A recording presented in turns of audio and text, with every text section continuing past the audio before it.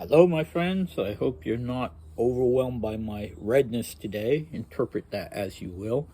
We have one of my favorite 1906 diary entries so far, and it's long, but it's not gratuitously long. It's packed with very interesting things.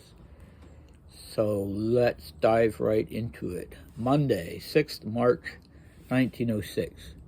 Today we lunched at that palace. Drenton was there, and the naval minister, who didn't tell any anecdotes today. He just kept pestering Anastasia, whom he was sitting next to. I caused a scandal during lunch.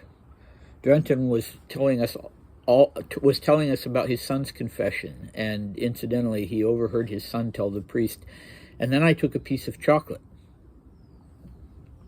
And so that was what the little boy said, and then I took a piece of chocolate. Dmitri writes, and I blushed because Drenton said it was a kind of theft, and I remembered how I had stolen cigarettes from Uncle. I started laughing on purpose so that everyone would think I had blushed from the laughter, but it was no use. Aunt Alix immediately realized that I was not blushing from laughter. Today I began reading Rudin by Turgenev. I like it very much, though Maria says it's nothing special, but that's not entirely true because when she was reading it with GM, she really liked it. Today my battalion is on guard, and I greeted them. When Aunt comes home, which will be very soon, she won't allow me to greet the guard again, and then I'll probably get angry. Yes, it's true, since Uncle Nicky allowed it, it means it's possible, but what does it matter to her? But I know Aunt will say I'm still too little and I shouldn't do it, and so on. In short, all the same old and stupid arguments that Aunt always repeats. In the morning when we were skating, there was so much snow that it was scary. The whole rink was covered with a thick white veil of snow, and the ice was very soft. Maria received a letter from Papa today, in which he says, among other things, that he is much more at peace when we are here than when we're in Moscow. It's truly strange that someone might want to kill us there. It's not for nothing that my soul is uneasy when we're in Moscow, God knows why. I got a telegram from Aunt in which she thanks me for my letter and says she will be happy to see us. It would be nice if I felt the same way. All right, I'm going to stop there, even though there's another short paragraph, because I don't want to have too many issues to talk about at the end, so that we forget what was going on at the beginning. Okay, Drenton was an officer from the Preobrazhensky Regiment, and he was on staff with Nicholas. He was not only a Fliegel adjutant, because usually Fliegel adjutants would do their 24 hours of duty on the rotation, and then they'd go back to whatever their normal job was. But in the case of Drenton, he was on the staff of military advisors that were attached to Nicholas. And then we have Admiral Birilov, the naval minister, whose anecdotes Dmitri didn't like. And in this instance, happily, he's not telling his corny anecdotes, but he is pestering Anastasia, as Dmitri says. I always want to say Anastasia, which is the Greek pronunciation, but that would be wrong. So I don't know, how old was she? I should have looked that up. She was probably about 5. And maybe she was just really cute and he wanted to talk to her, but Dmitri just doesn't like him. Okay, let's see. So then we have this whole story about what happened at lunch, and when Dmitri heard Drenton talk about how his little boy had stolen a piece of chocolate, Dmitri turned red and didn't want anybody to notice, so he started laughing. And maybe some of his other laughing fits that he refers to had also been, some kind of a response to feeling self-conscious or insecure or embarrassed. So that's one way to try to disguise that, I guess. But the person who saw through it immediately, as he says, was Aunt Alix. And apparently, I don't know, unfortunately, he doesn't tell us if when he stole the cigarettes, if he got caught.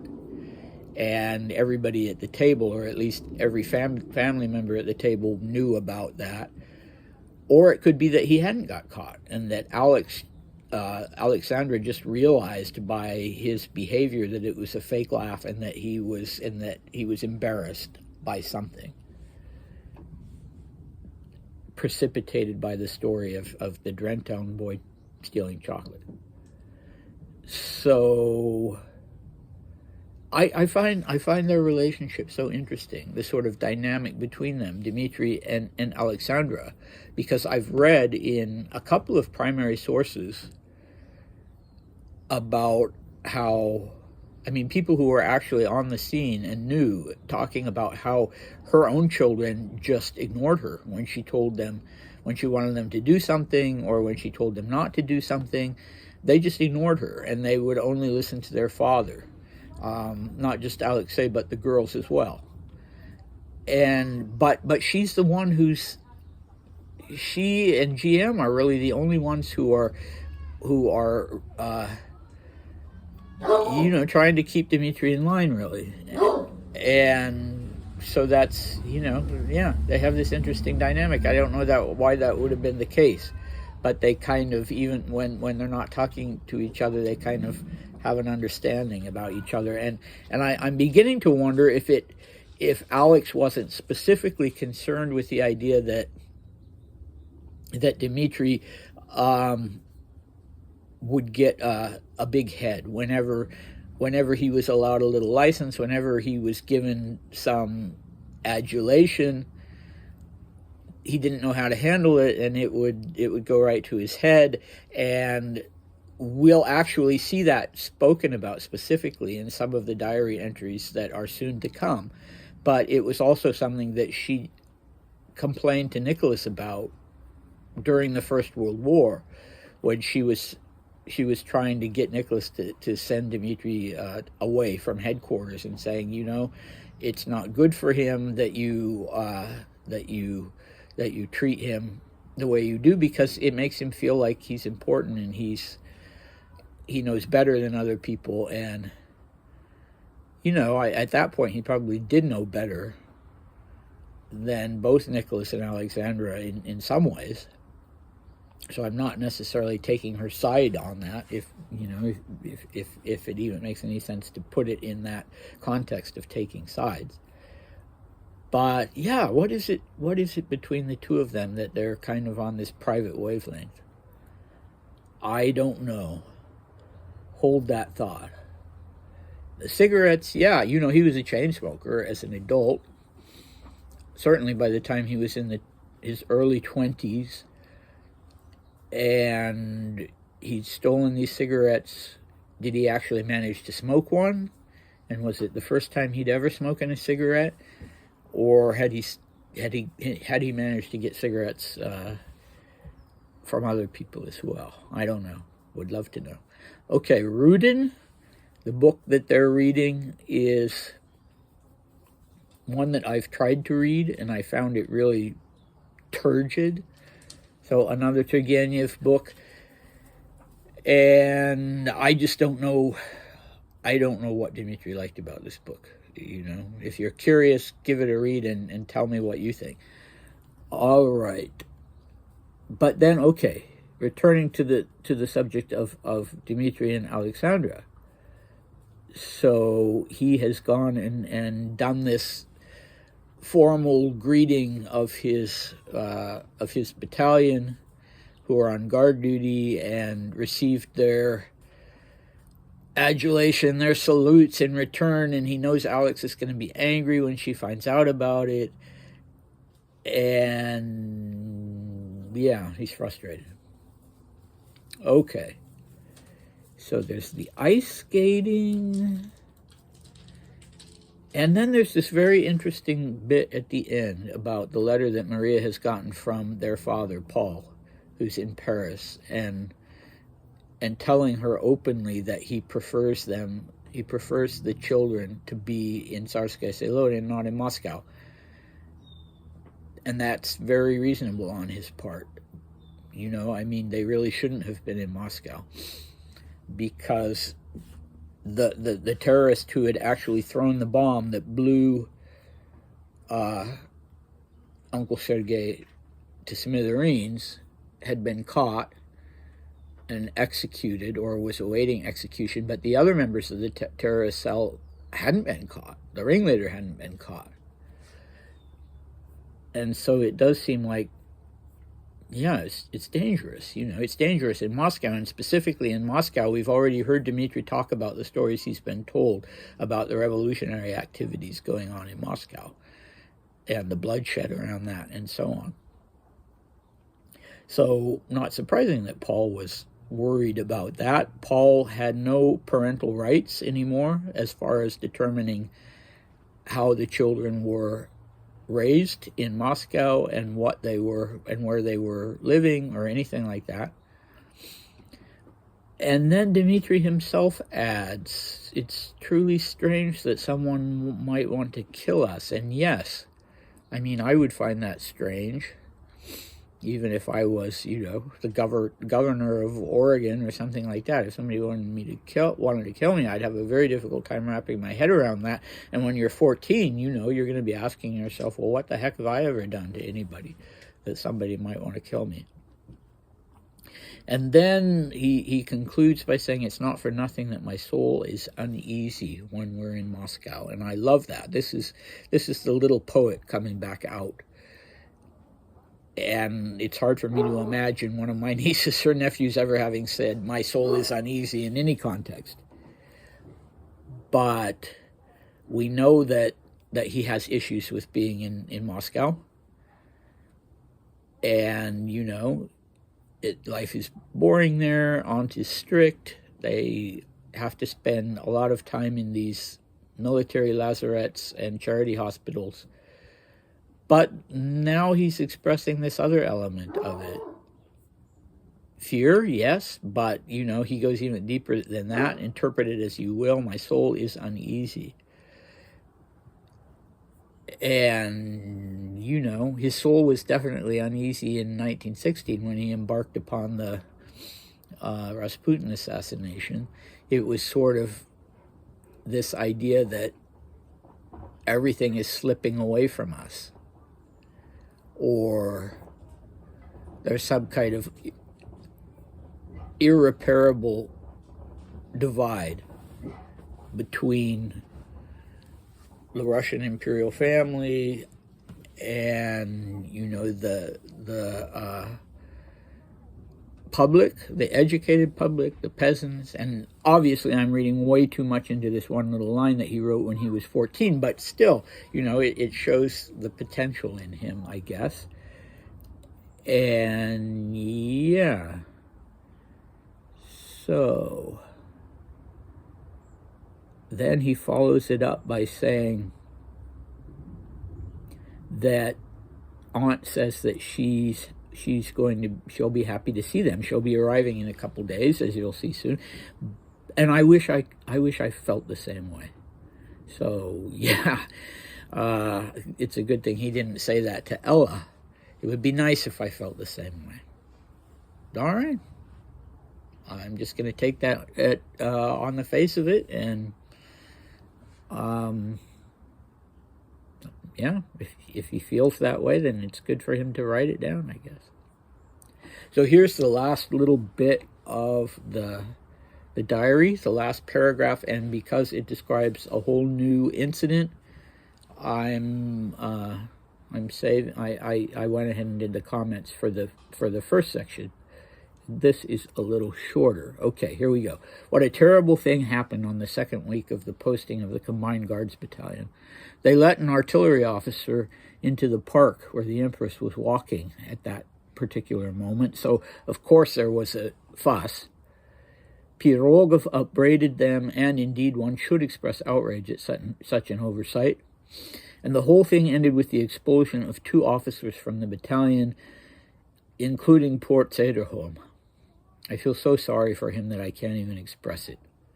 Poor fellow. If I were in Uncle Nicky's place, I would just scold him for it and not expel him, but would tell him that if it happened again, everyone would be replaced, beginning with Pirogov.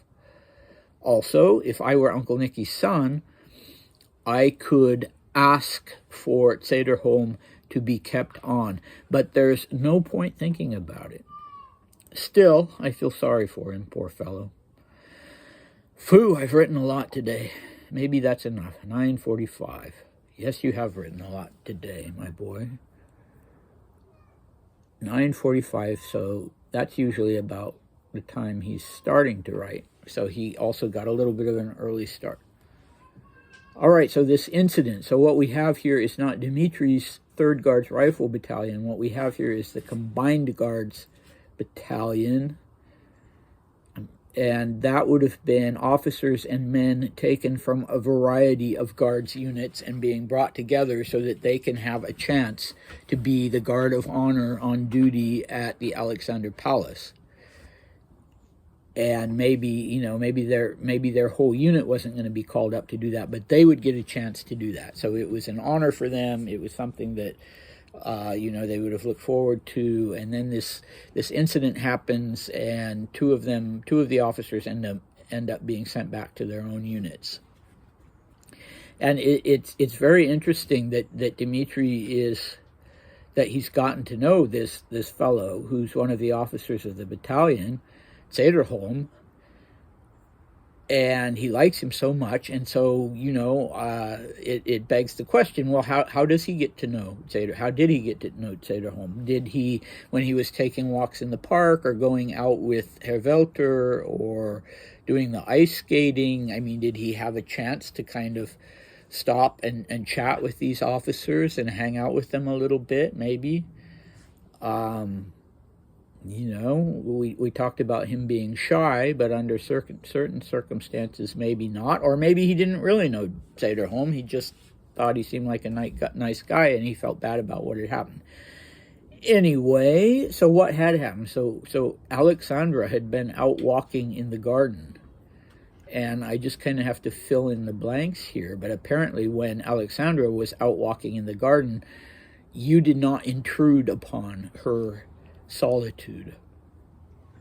And so the commander of the Combined Guards Battalion was this Pirogov, but the officer who was in charge of the specific guard contingent that day that was making sure no one got into the garden was Cederholm.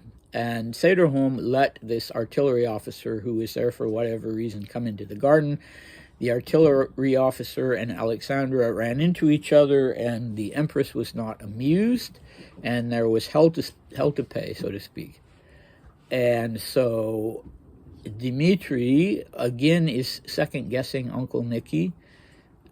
Oh, if I'd been the Tsar, I would have handled it differently. I wouldn't have been so strict. And then he switches from that to, well, and if I'd been Uncle Nicky's son, I could have intervened and asked at least that Cederholm not be expelled. And so, here's another instance of hold that thought. How did he feel about his place within the family, meaning Nicholas and Alexandra's family? I mean, they had children of their own. They had a son of their own. And his own biological father had other children away in Paris. And in the case of Nicky, those children were the ones that were living in the same household with Nicky. And in the case of Paul, Dimitri's half-brother and sisters were the ones that got to live with Papa. And so, I don't sense that there was necessarily jealousy, at least not at this point, or resentment of Alexei, who I think was only about 2 at the time. But it's actually kind of touching to see him thinking that way. If I was Uncle Nicky's son, I could do this for this person I like, this Cederholm. But there's no point thinking about it. So I'll leave it at that. And sorry about having gone so long, and I think I was rambling more than usual this time around, but I hope you enjoyed it. And the next diary entry is not short, but it's not an extra long one like this one. And lots going on again. Brother-sister stuff. Dimitri and Herr Welter. Yeah, come back, please. All right, bye.